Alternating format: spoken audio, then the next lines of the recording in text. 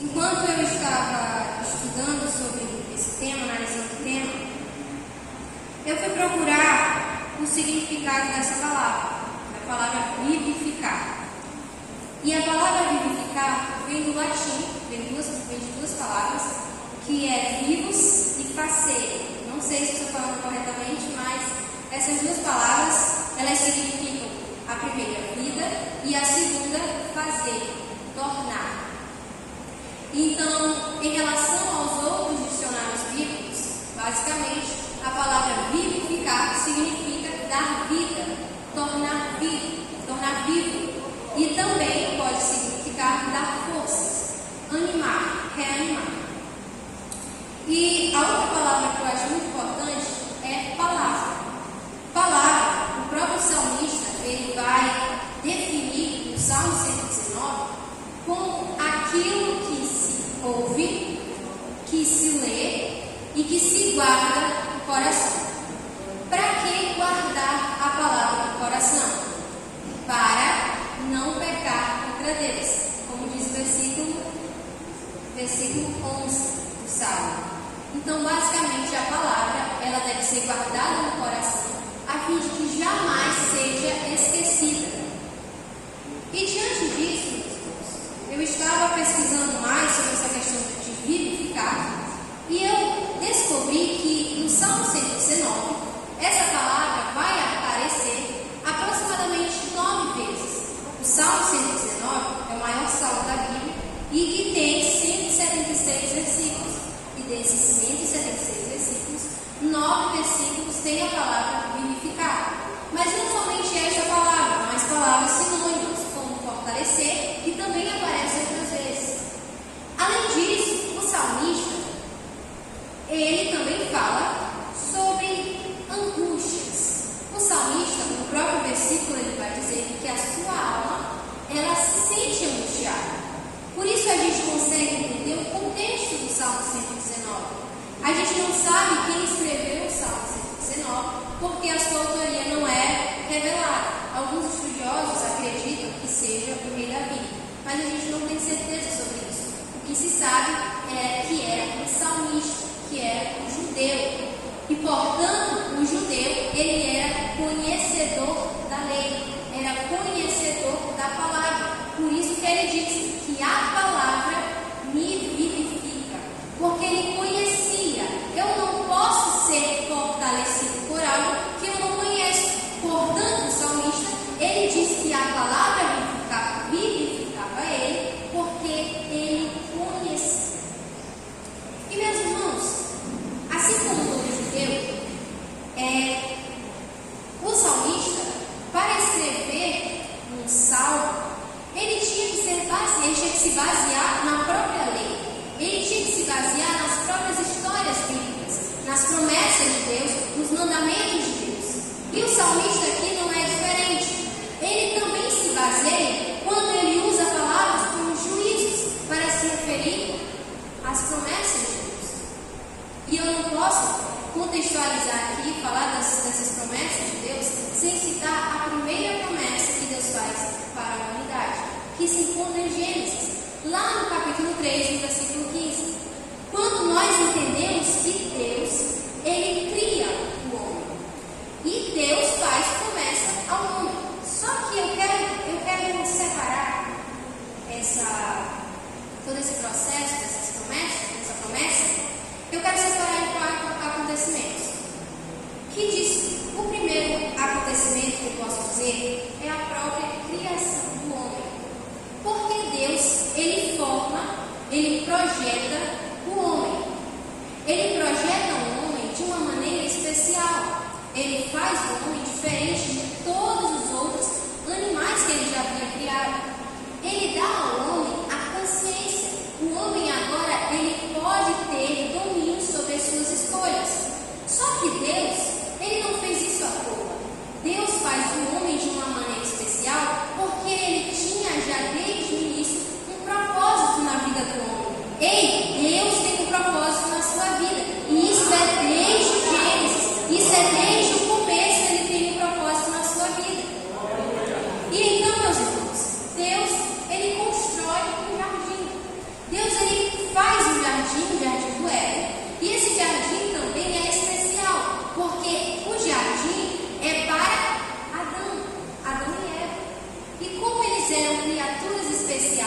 Deus, o jardim não é diferente, o jardim é especial. E nesse jardim, a Bíblia testa algumas características que eu posso citar aqui. A Bíblia vai falar que o jardim, ele é cortado por 4 rios. E um desses rios, ele é chamado de Pison. Esse rio, nas suas proximidades, havia pedras preciosas, havia ouro, metais preciosos que estavam ali à disposição de Adão. Por que Deus faz isso? Porque Deus está querendo dizer que aquele jardim não era um jardim, mas era o jardim. Era um lugar especial, era um lugar que Deus tinha trazido a ideia de realeza, de riqueza, e Ele estava colocando sob o domínio do homem. Meu irmão, a gente aqui observa a confiança que Deus está dando no homem, uma responsabilidade tão grande. Além disso, Deus, Ele vai também fazer outra coisa. Deus, Ele abençoa o homem. Deus, quando Ele abençoa o homem, o que Ele está querendo dizer com isso?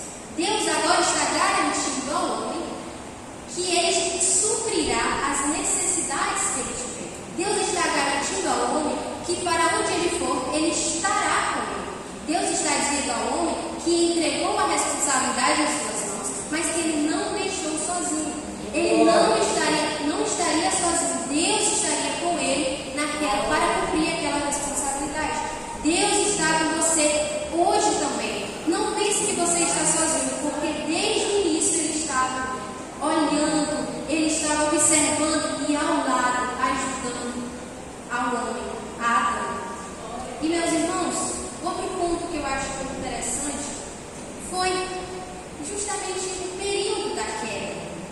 Porque o homem, ele recebeu de Deus tamanha bênção, ele recebeu muitos benefícios. Só que o homem, influenciado por Satanás, ele peca, ele desobedece a Deus. Ele agora come um fruto proibido, que é conhecimento de todos os irmãos aqui, que eles comem um fruto que eles não podiam comer. E por causa disso eles são expulsos do jardim. Só que, meu irmão, eu te disse que Deus já tem um propósito para o homem. E que não é por causa do pecado de Adão que Deus ia frustrar os seus planos. Ei, não é por causa do seu pecado que Deus desistiu dos planos dele na sua vida. Ele está te esperando que você se levante novamente, se arrependa dos seus pecados, porque Ele está de braços abertos para te receber. E Ele quer começar de onde parou. E meus irmãos, Deus então, vendo aquela queda do homem, com certeza Ele se encheu de tristeza por ver uma criação tão especial que Ele havia feito, o desprezar daquela forma. Só que, como eu disse, Deus, Ele tinha um propósito para o homem, e Deus então agora faz uma promessa. E Ele diz assim: olha, da semente da mulher surgirá um que pisará a cabeça da serpente. A serpente era aquela que tinha influenciado a Eva, mas agora essa mesma serpente seria esmagada, ela perderia, seria derrotada pela semente da mulher. E agora, meus irmãos, Deus também diz que a serpente lhe feriria o calcanhar. Mas voltando aqui para o texto, a gente percebe, durante todo o salmo, inclusive no salmo, nos versículos que a Graziele leu, que o salmista, ele reconhece que ele é limitado. E ele reconhece que ele está em um momento de tristeza, em um momento de angústia. Ele até mesmo tem momentos que ele deseja a morte, porque ele sabia do seu pecado. No versículo 5, o salmista vai dizer assim: quem dera eu conseguisse cumprir a tua lei. Ele sabia que ele não conseguia, que assim como Adão, ele também era um pecador. Ele também era limitado. Só que ele o quê? Confiava nas promessas de Deus. Por quê?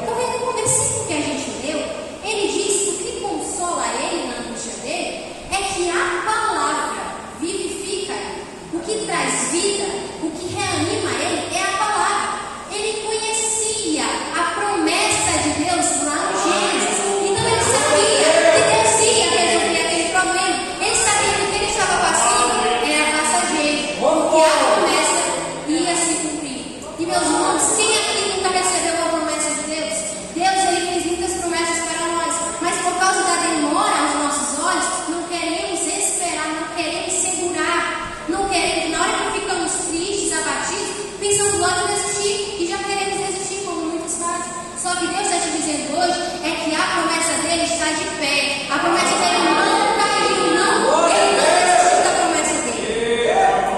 E meus irmãos, essa questão do calcanhar me lembra logo daquela história, uma história da mitologia grega, que é aquela história do calcanhar de Aquiles, que depois vocês conhecem, que basicamente um homem que ele era muito forte nas batalhas, e aquele homem, ele estava em guerra e era muito vitorioso, e os seus inimigos tentavam de alguma forma destruí-lo. E aí, eles descobriram que ele tinha um ponto fraco, e esse ponto fraco era justamente no calcanhar. E então, eles lançaram uma flecha envenenada justamente no calcanhar. Será que Aquiles, sabendo que aquele era o seu ponto fraco, não poderia protegê-lo? Não poderia reforçar a segurança, a armadura, a fim de que ele não viesse a morrer? Aquiles não fez isso. Trazendo para as nossas vidas, Satanás, ele sabe os nossos pontos fracos. Ele não sabe o que pensamos, ele não sabe o que sentimos, mas Satanás sabe aquilo que falamos, aquilo que fazemos, e ele observa e vê aqueles erros frequentes, e ele pensa, aquele é o ponto fraco. Só que, meus irmãos, a grande diferença do cristão é que o cristão, ele mesmo sabendo dos seus erros, naquelas partes que são mais, que é mais fraco, é aí que ele pede, Senhor, fortalece. Quando você lembra de José, ele está lá no Egito. No Egito, José ele é tentado pela mulher do seu chefe, a mulher de Potifar. E quando a mulher ela tenta se deitar com José corre, José sai. José ele sabia que aquilo não agradava a Deus. Então José fugiu. Meus irmãos, somos tentados diariamente e somos falhos. Todos nós podemos cair, mas para que não venhamos a cair, precisamos estar fortalecidos, precisamos estar revestidos. Como está a sua armadura? Será que ela está protegendo realmente e não dando brechas ao inimigo? O salmista, ele é diferente. Ele o tempo todo está dizendo, Senhor, fortalece. Senhor, vivifica. Senhor, me enche da tua força para que eu consiga resistir o dia mau, para que eu possa resistir às tentações. O salmista o tempo todo está falando sobre isso. Irmãos, e nós sabemos que Deus, ele age de uma maneira muito interessante. Deus, ele não age do nosso jeito, no nosso tempo. Deus, ele age no tempo. E a promessa que ele fez lá em Gênesis, ela não se cumpriu rapidamente. A promessa foi por todo o Antigo Testamento. Foi milhares de anos para se cumprir a promessa. Só que, meus irmãos, um certo dia, um anjo aparece para Maria e diz assim, Maria, tu serás a mãe do Salvador. Tu irás dar à luz o libertador de Israel. Irmão, e Maria, ela tomou posse daquela palavra, ela guardou no coração dela e ela ficou grávida e logo após o menino nasceu. Se cumpriu o que o anjo tinha falado. E o que eu acho muito interessante é que quando Maria ela tem um bebê, que pelo costume judaico era aproximadamente 3 meses e meio, ela tinha que levar para o templo. E meus irmãos, lá no templo ficavam os sacerdotes. E lá entre os sacerdotes, tinha um sacerdote chamado Simeão. Simeão, ele era um homem que, por ele ser sacerdote, ele tinha a obrigação de saber a lei. E aquele sacerdote que estava ali, ele estava esperando que Deus cumprisse uma coisa que ele tinha pedido a ele. Ele tinha falado assim, Senhor, não deixe que eu morra sem que eu veja a consolação, sem que eu veja o libertador. E aí, meus irmãos, quando